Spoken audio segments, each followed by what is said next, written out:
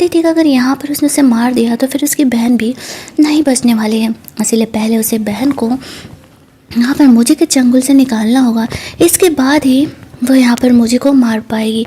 तो वो नहीं चाहते उसे हर्ट नहीं करते और उसे हक करके वापस सो जाती है। मुझे जगा हुआ था, वो सब कुछ जानता था।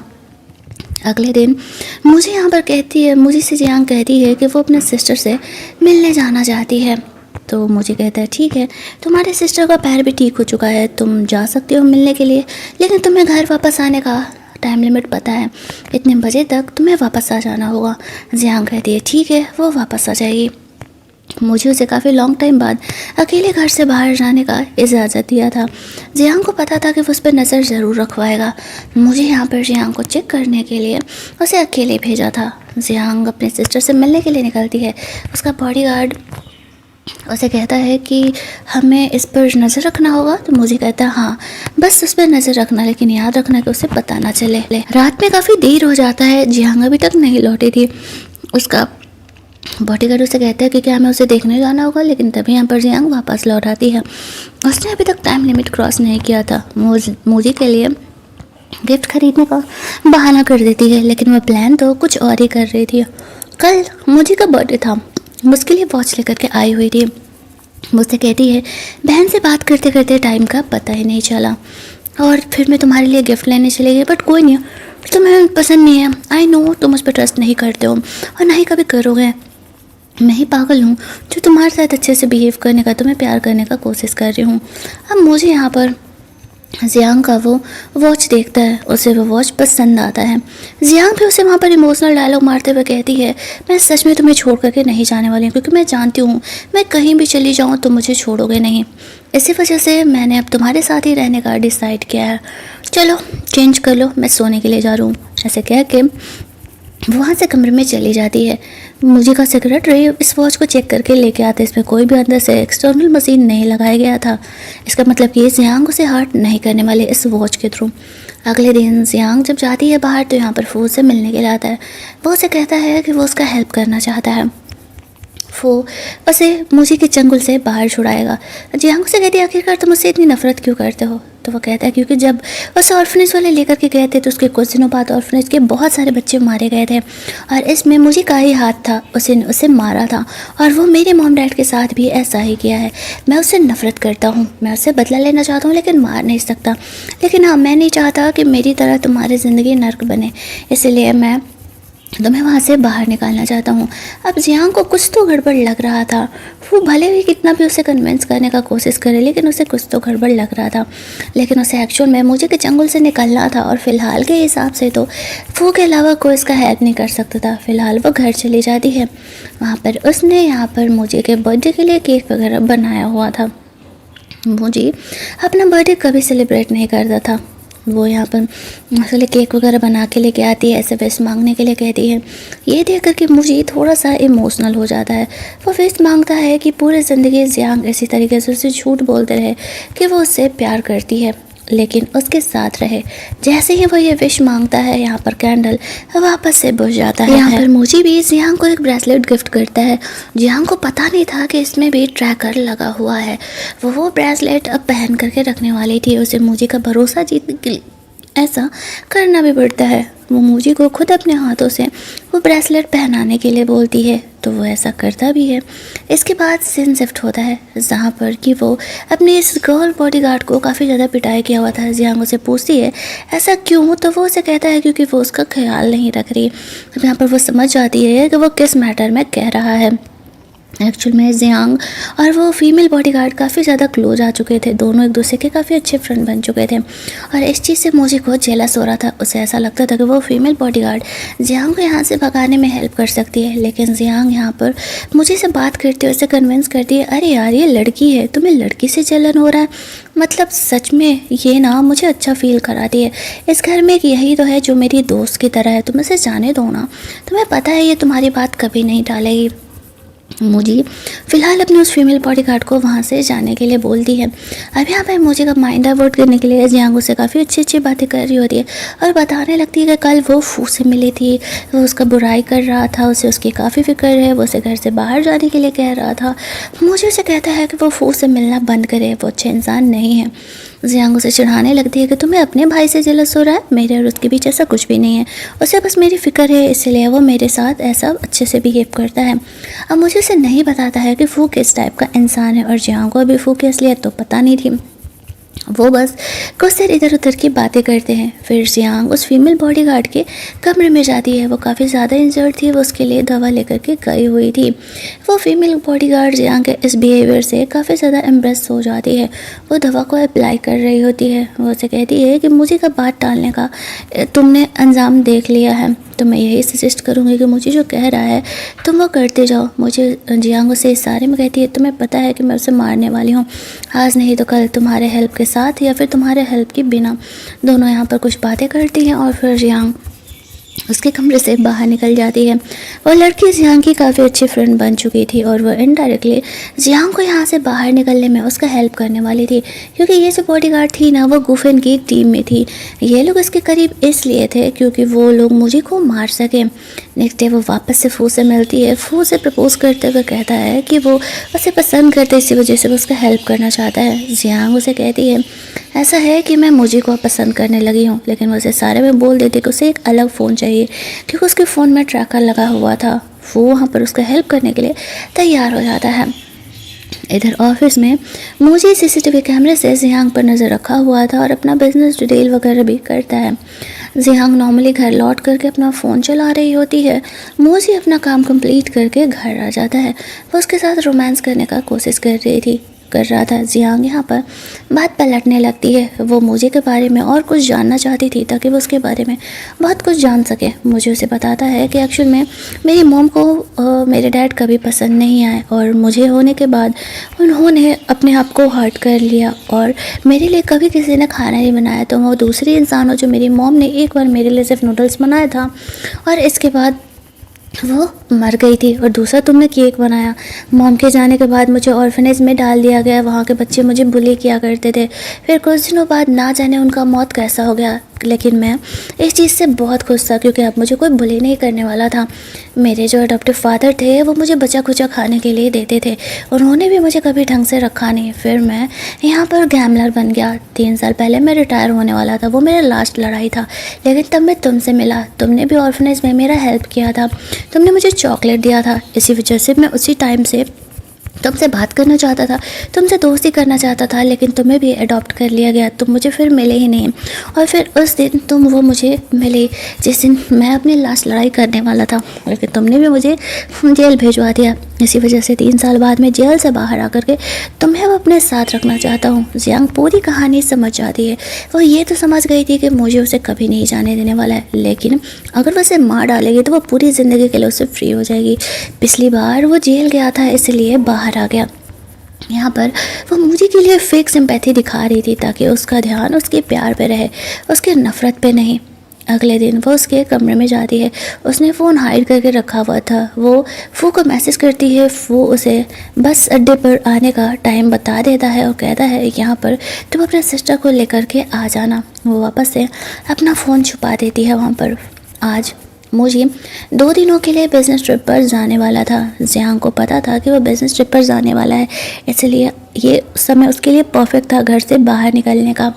मुझे जियांग को अपना ख्याल रखने के लिए बोल करके वहाँ से निकल जाता है, लेकिन जियांग तो सिर्फ यहाँ से कैसे भी करके बाहर जाने के इरादे में थी। और जब उसे मौका मिलता है तो वो अपने आप को इस तरीके से हाइड करके अपने सिस्टर को ले करके उस बस स्टैंड पर पहुँच जाती है। वो दोनों बस का टिकट वगैरह लिए हुए थे, जल्दी जल्दी बस में चढ़ जाते हैं। जियांग थोड़ा सा चैन का सांस लेती है कि शायद अब मुझे उसे नहीं पकड़ पाएगा, लेकिन बस खुलने ही वाला था कि यहाँ पर मुझे आ जाता है।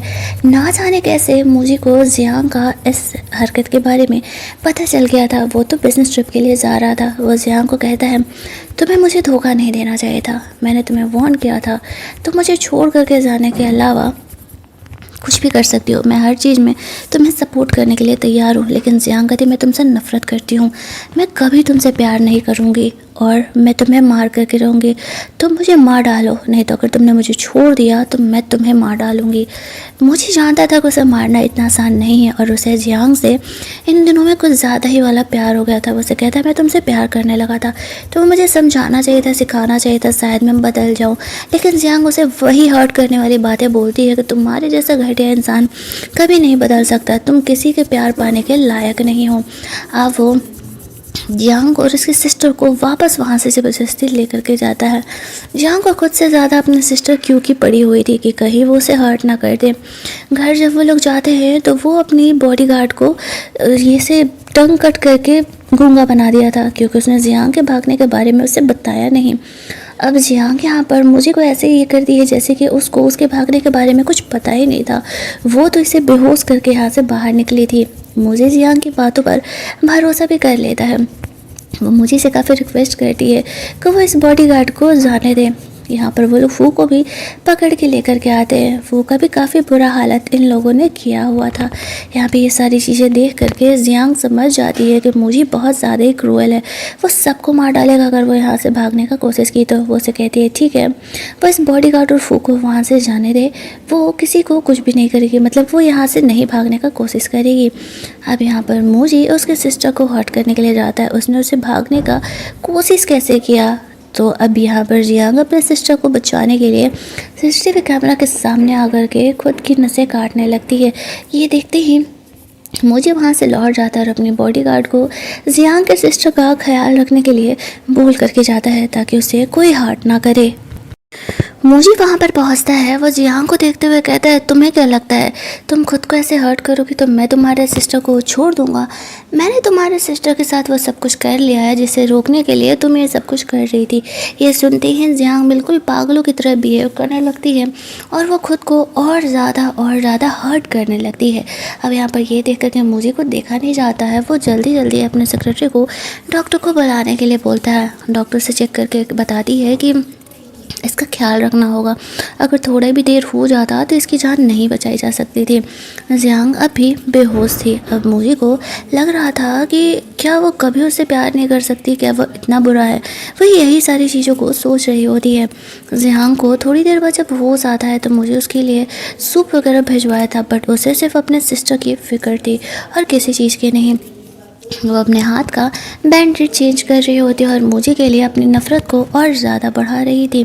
उसे कैसे भी करके अब तो मुझे को मारना ही था। वो एक नाइफ़ लेकर के मुझे से मिलने के लिए जाती है। उसका बॉडीगार्ड उसे रोकने का कोशिश करता है तो वो उसे मार डालती है और उसे मारने के बाद वो कमरे में अंदर जाती है जहाँ पर कि मुझे आराम कर रहा था। वो उसे कहता है कि वो यहाँ पर क्या कर रही है, क्या बॉडीगार्ड ने नहीं रोका? तो जियांग उसे कहती है हाँ रोका तो था और मैंने उसे मार डाला। ये कह के वो यहाँ पर मुझे पर भी अटैक करने वाली थी, लेकिन मुझे इतना ज़्यादा पावरफुल था कि वो उससे नहीं जीत पाती है। वो उसका हाथ वाथ बांध देता है और कहता है कि दोबारा ये हरकत मत करना, अभी तुम्हारे सिस्टर जिंदा है, अगर दोबारा ऐसा हरकत उसने किया तो उसकी सिस्टर मारी जाएगी। नेक्स्ट डे हम लोग देखते हैं कि ये बॉडीगार्ड मुझे से मैसेज में कुछ लिख करके बोल रही होती है, क्योंकि वो बोल नहीं सकती थी तो वो मैसेज ऐसे लिख करके कन्वे किया करती थी। फिर वो जियांग से मिलने के लिए जाती है। उसने मुझे से वो मैसेज चेक कराया था नोटपैड पर, फिर वो जियांग को दी थी जिसमें कि लिखा हुआ था कि वो मुझे को छोड़ करके जाने का जिद छोड़ दे, नहीं तो उसके सारे अपने जो भी बच्चे खुचे हैं वो मारे जाएंगे। और यहाँ पर वो से सारे में बताती है कि इस नोटपैड में और भी कुछ है, तो वो उसके जाने के बाद उसे पढ़ेगी। ये कह के वो उसे ऐसे प्यार से प्यार जताते हुए कमरे से बाहर चली जाती है। जियांग उसके जाने के बाद जब उस नोट को पढ़ती है तो उसमें लिखा हुआ था कि उसका फियोंसे उसे बचाने के लिए आ रहा है, सारी टीम लगी हुई है, उसे बस कुछ दिनों के लिए यहाँ पर मुझे को कंट्रोल करके रखना है। यहाँ पर जियांग समझ जाती है कि ये कोड वर्ड उसके फियोंसे का ही है। इसी तरीके से वो लोग यहाँ पर सनफ्लावर बना करके कोड वर्ड एक दूसरे के लिए रखे हुए थे। इसी वजह से जियांग उस कोड वर्ड को पहचान जाती है। इस तरीके से लिखा हुआ था यहाँ पर, तो वो जल्दी जल्दी अपने नोटपैड को छुपाने लगती है कि कहीं कहीं मुझे को इस बारे में पता ना चल जाए। थोड़ी देर बाद मुझे यहाँ पर कमरे में आता है।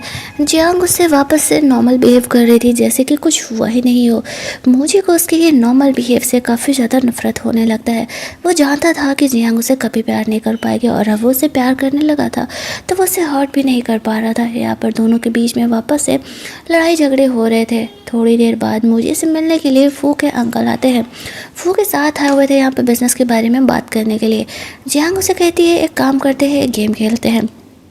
इस गन में एक ही गोली है, देखते हैं कौन जीतेगा, जो बचेगा बिजनेस उसका। अब वो बिजनेसमैन मजबूर था। जियांग जैसा कह रही थी उसे ऐसा करना था। यहाँ पर दोनों डरते डरते एक दूसरे को गन से शूट कर रहे थे। वो चुपचाप बैठ करके ये देख रहा होता है। लेकिन एक बार जियांग बच गई, एक बार उसका अंकल बच गया। लास्ट में सिर्फ 6 राउंड होते हैं ना, सिर्फ एक राउंड बचा था और वो राउंड यहाँ पर फू के अंकल को चलाना था। तो वो डर के मारे कहते ठीक है बिजनेस तुम ही रखो, मुझे नहीं रखना है। ये कह के वो वहाँ से चले जाते हैं। मुझे कहता है अच्छा गेम खेला तुमने, तुम्हें पता था कि इस गन में कोई गोली नहीं है। वो भी वहाँ से बाहर निकलता है जहाँ पर कि जियांग अकेले वो से बात कर रही थी। वो उससे कहती है मुझे पता है कि तुमने भी मेरे साथ गेम खेला है, मुझे ये भी पता है कि तुम रात में लड़की बना करते हो और तुमने जानबूझ करके मेरा यूज किया ये देखने के लिए कि मुझे के लिए मैं इंपॉर्टेंट हुए नहीं। तुमने मुझे जो फ़ोन दिया था वो भी ट्रैकर पर लगा हुआ था, इसी वजह से मुझे वहाँ पर बस में मेरे तक पहुँच पाया। वो हंसने लगता है, कहता है चलो अब मुझे चीज़ें छुपाने की ज़रूरत नहीं पड़ेगी। पता है तुम्हारे सिस्टर का ये हालत किसने किया? मैंने किया है। मेरे पास ना उसके बहुत सारे ऐसे वीडियोज़ हैं। जियांग को ये सुन करके काफ़ी गुस्सा आने लगता है। वो फू को इन हरकतों के लिए मार डालना चाहती थी बट वो फ़िलहाल कुछ नहीं कर सकती थी। जियांग की सिस्टर उससे मिलने के लिए आती है। वो फ़िलहाल तो ठीक थी। जियांग अपने सिस्टर को इस दलदल से कैसे भी करके निकालना चाहती थी बट वो पॉसिबल नहीं था। यहाँ पर सबसे छुप छुपा करके गुफेन जियांग से मिलने के लिए आता है और वो जियांग को कहता है कि वो उसे यहाँ से लेकर के जाने के लिए आया। बट जियांग जानती थी कि गुफेन यहाँ से उसे प्रोटेक्ट करके नहीं लेकर के जा पाएगा। ऊपर से वो उस पर गुस्सा थी कि वो इतने दिनों से उससे मिलने क्यों नहीं आया। जियांग को गुफेन बताता है क्योंकि वो उसे वहाँ से बाहर निकालने के इरादे में था, वो इन सब चीज़ों की प्लानिंग कर रहा होता है। तभी वहाँ पर मुझे आ जाता है। अब वो जियांग और गुफेन को देख करके काफ़ी गुस्सा था कि गुफेन की हिम्मत कैसे हुई यहाँ पर जियांग को बचाने आने की कोशिश करने की। अब वो जियांग को हर्ट करने के लिए उसके सामने ही गुफेन को मारने वाला था। उसके साथ काफ़ी बदतमीजी से बिहेव करता है लेकिन जियांग कैसे भी करके उसे कन्विंस कर रही होती है कि वो गुफेन को ना मारे। हाल के लिए मुझे जियांग का बात मान करके उसे वहाँ से जाने देता है। अगले दिन जियांग वापस से गुफेन से मिलने के लिए जाती है। गुफेन को वो एक सामान देती है और कहती है कि मैं यहाँ से नहीं जा सकती, तुम जाओ यहाँ से। वो गुफेन का जान बचाना चाहती थी। वो सामान ले करके गुफेन वहाँ से बाहर निकलता है लेकिन मोजी के बंदे लोग उसे पकड़ लेते हैं और उसकी काफ़ी ज़्यादा कुटाई करने लगते हैं। लास्ट में वो इतना ज़्यादा इंजर्ड हो जाता है कि अब वो बचने वाला नहीं था और जियांग ने गुफेन को जो सामान दिया था वो लोग उससे छीन लेते हैं। वो सामान लेने के बाद वो लोग वहाँ से लौटते हैं तो वो गर्ल बॉडीगार्ड यहाँ पर गुफेन से मिलने के लिए आती है। गुफेन उसे वो हिडन चीज़ जियांग को देते हुए कहता है ये जियांग तक पहुंचा देना और उसे कैसे भी करके उसे वहाँ से बाहर ज़रूर लेकर के जाना और फिर वो वहीं पर दम तोड़ देता है। इधर मोजी का वो बॉडीगार्ड वो सामान ले जाकर के मोजी को देता है। वो वही जैसे था जो कि जियांग गुफेन की तरफ से दिया हुआ पहना करती थी और उसकी जो फीमेल बॉडीगार्ड थी वो जियांग से मिलने के लिए जाती है। उसे वो सामान देते हुए कहती है कि ये गुफेन ने तुम्हारे लिए दिया है, वो अब इस दुनिया में नहीं है। ये सुनते ही जियांग काफ़ी ज़्यादा परेशान हो जाती है बट उसे अभी अपने सिस्टर की ज़्यादा पड़ी थी। इशारे से उसकी जो बॉडीगार्ड थी वो उसे वॉशरूम में चलने के लिए कहती है क्योंकि वॉशरूम एक ऐसा एरिया था जिसको कि जियांग के कहने पे वहाँ पर उसने कैमरा से निकलवा दिया था, कैमरा वगैरह निकलवा दिया था। वहाँ पर जाकर के वो दोनों बात करते हैं कि कुछ ही दिनों में उन लोगों ने प्लान किया है मुझे को मारने का। तब तक बस वो यहाँ पर मुझे को हैंडल आउट करके रहे। वहाँ पर उसके सेक्रेटरी को ये पता चलता है कि एक्चुअल में जियांग मोजी के बेबी को लेकर के प्रेग्नेंट है। लेकिन मोजी ये चीज़ जियांग ये चीज़ डिसाइड करती है कि वो ये बात मोजी को नहीं बताएगी क्योंकि उसके लिए ये तो कोई गुड न्यूज़ है नहीं और वो इस बात को छुपा के रखने का डिसाइड करती है। फिर वो अपने कमरे में चली जाती है। थोड़ी देर बाद वहाँ पर जियांग आता है तो वो उससे ऐसे बिहेव करती है जैसे कि कुछ हुआ ही नहीं है। जियांग बिल्कुल नॉर्मली मुझे से बात कर रही थी, लेकिन वहाँ पर जब उसे वोमिटिंग होने लगता है तो मुझे को डाउट होता है कि जियांग उसके बेबी को लेकर के प्रेग्नेंट है। वो डॉक्टर को बुलाता है और ये चीज़ कन्फर्म भी हो जाता है कि जियांग प्रेग्नेंट है। अब ये चीज़ सुनते ही मुझे काफ़ी ज़्यादा खुश हो जाता है। वो तो सपने सजाने लगता है कि वो अपने बच्चों का नाम क्या रखेगा। वो उसे कहती है कि तुम्हारी मॉम तुम्हें क्यों नहीं पसंद करती थी, तो जियांग मुझे उसे बताता है क्योंकि उसे मेरे डैड ने उसी तरीके से बंधक बना करके रखा हुआ था जैसे कि मैंने तुम्हें रखा है। बट मैं प्रॉमिस करता हूँ मैं एक अच्छा डैड बन करके दिखाऊंगा। ये बेबी के बॉर्न होने के बाद हम लोग ये शहर छोड़ करके वहाँ चले जाएंगे जहाँ पर कि हमें कोई नहीं जानता होगा। फिर मैं ये सारी गंदी चीज़ें छोड़ दूँगा और हम दोनों साथ में एक नॉर्मल कपल की तरह रहेंगे। जियांग यहाँ पर उसकी बातों को सुन करके ऐसे बिहेव कर रही थी जैसे कि वो उसकी बातों से अग्री कर रही है। उसे तब तक वहाँ पर मुझे को ऐसे शांत रखना था जब तक कि वो उस फीमेल बॉडीगार्ड का सारा प्लान कंप्लीट नहीं हो जाता। लेकिन वो मन ही मन यहाँ पर मुझे को मार डालना चाहती थी और वो इस बेबी को भी अबॉर्ट कराने के इरादे में थी। वो जियांग का बच्चा नहीं रख सकती थी, वो एक और गैम्बलर उसके हिसाब से पैदा नहीं करना चाहती थी। यहाँ पर उसे उसके सिस्टर का न्यूज़ मिलता है कि जो फू है ना उसके सिस्टर को हर्ट करने वाला है। मुझे उसे यहीं पर रुकने के लिए कहता है। वो उसके सिस्टर को बचा के लेके आएगा। फीमेल बॉडीगार्ड यहाँ पर जियांग का ख्याल रख रही थी। वो जानती थी जियांग वहाँ जा कर के भी कुछ नहीं कर पाएगी। इधर फू अपने असली हैवानियत वाले अवतार में आ चुका था। वो जियांग के सिस्टर को छोड़ने नहीं वाला था। आज वो उसका मर्डर करने के इरादे में था। उसके सिस्टर क्यू जैसे तैसे अपना जान बचा रही थी। इससे पहले कि फू यहाँ पर क्यू को हर्ट कर पाता वहाँ पर मुझे आ जाता है और वो अपने भाई को काफ़ी ज़्यादा मारता है। वो उसे हर्ट ना करे, लेकिन यहाँ पर क्यू को फू ने ऑलरेडी काफ़ी ज़्यादा भड़का दिया था मुझे के ख़िलाफ़। तो वो उसी पर अटैक करने लगती है कि मेरी और मेरी बहन की ज़िंदगी ऐसी इसलिए है क्योंकि तुम्हारी वजह से तुम एक बुरे इंसान हो, तुमने हमें हर्ट किया है। इन सब चक्करों में मुझे भी थोड़ा सा इंसल्ट हो जाता है, लेकिन फिर भी वो क्यू को नहीं मारने वाला था। वहाँ पर जियांग आती है। वो अपने सिस्टर को काम डाउन होने के लिए कहती है। वो उसे वहाँ से लेकर के जाएगी ऐसा करके, लेकिन तब तक जो मुझे का बॉडीगार्ड था वो क्यू पर गोली चला देता है और ऑन द स्पॉट वहाँ पर उसकी डेथ हो जाती है। ये देखते ही जियांग काफ़ी ज़्यादा रोने लगती है। मुझे को वहाँ पर पता चलता है कि एक्चुअल में उसका जो ये बॉडीगार्ड है वो फू के लिए काम करता है। वो उसे बताता है तुमने इसके भाई को मारा था और वो उसे बदला लेने के लिए यहाँ पर तुम्हारे साथ मिलकर के काम कर रहा है। अब लेकिन काम वो मेरे लिए करता है। जियांग यहाँ पर एक लौती अपने सिस्टर को खो करके काफ़ी ज़्यादा रोने लगती है। वो यहाँ पर फू को मार डालना चाहती थी, लेकिन मुझे उसे ऐसा करने से रोकता है। वो जानता था कि अभी फ़िलहाल फू को मारना सही नहीं है। वो जियांग को वहाँ से लेकर के जाता है। जियांग मुझे पर काफ़ी ज़्यादा गुस्सा थी कि उसने उसे मारने क्यों नहीं दिया। उसने उसकी सिस्टर को मारा। मुझे उसे कहता है कि वो उसका बदला ज़रूर लेगा, बस कुछ दिनों का वो वेट कर ले। लेकिन जियांग कहाँ ही सुनने वाली थी। जब घर पर उसके सिस्टर का ये लास्ट रिकॉर्ड किया हुआ वीडियो मिलता है जिसे देख करके जियांग काफ़ी ज़्यादा रोने लगती है, काफ़ी ज़्यादा इमोशनल होने लगती है। लेकिन मुझे के लिए इमोशन का कोई मतलब ही नहीं था, लेकिन जियांग को उसे ऐसे रोते हुए देख करके बुरा ज़रूर लग रहा था। जियांग को फू को किसी हालत में मार डालने वाली थी, वो उसे छोड़ेगी नहीं। उसकी हिम्मत कैसे हुई उसकी बहन को इस तरीके से हर्ट करने की। ये बात मुझे जानता था, लेकिन वो उसे प्रोटेक्ट करने के लिए ही यहाँ पर फू कैसे हर्ट करने से रोक रहा था। जियांग के इरादे और ज़्यादा मजबूत हो जाते हैं। वो मुझे को भी मारेगी और फू को भी मारेगी। रात में मुझे काफ़ी ज़्यादा टेंशन में था। यहाँ पर फू का अंकल आता है और वो उसे कहता है मुझे पता नहीं था कि वो इस तरीके का निकलेगा। मैं भी उसे अब अपने बिजनेस से निकालना चाहता हूँ, तुम मेरी हेल्प करो, मैं उसे नहीं मार सकता। मुझे उसे कहता है ठीक है, तुम मुझे उसका पता बताओ वो फ़िलहाल है कहाँ, मैं खुद उससे अपने हाथों से मारूंगा। उसने मेरे खिलाफ़ बगावत करके बहुत बड़ी गलती कर दी। फिर उसका अंकल वहाँ पर बताता है मुझे को कि अभी वो फ़िलहाल कहाँ रह रहा है। लेकिन रात में तब तक खुद ही यहाँ पर फू जियांग से मिलने के लिए आ जाता है। जियांग इसी चीज़ का तो इंतज़ार कर रही थी। वो जानती थी कि वो उससे मिलने के लिए ज़रूर आएगा। यहाँ पर उसे बहुत ज़्यादा प्रोवोक करने लगती है ताकि वो उसे हर्ट करे, और जब वो उसे हर्ट करेगा तो वो उसे मार डालेगी।